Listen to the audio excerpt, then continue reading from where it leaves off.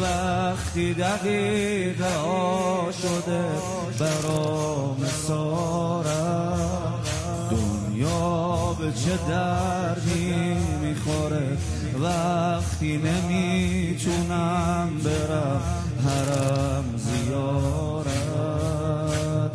آب شدم آب شدم آب شدم آب شدم.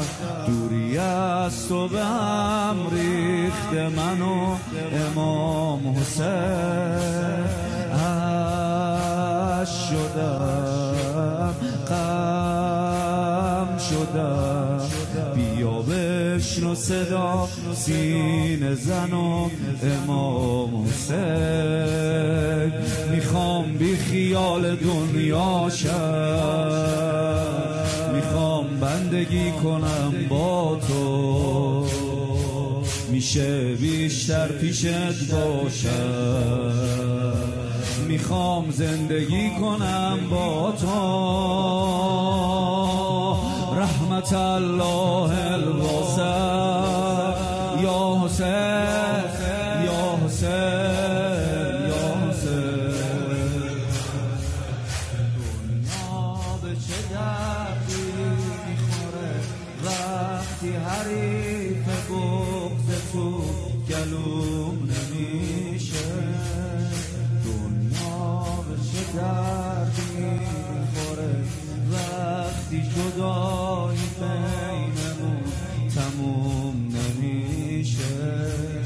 دنیا به چه دردی میخوره وقتی گناه نمیذاره چشام بباره.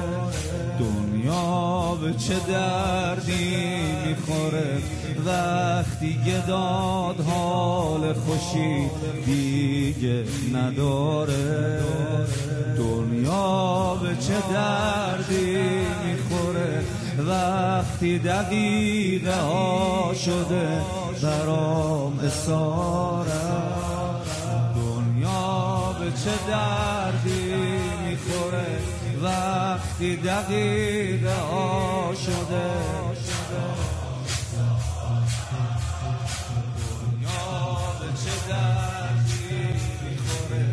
وقتی نمیتونم برم حرم زیارت. یه بار بگو دنیا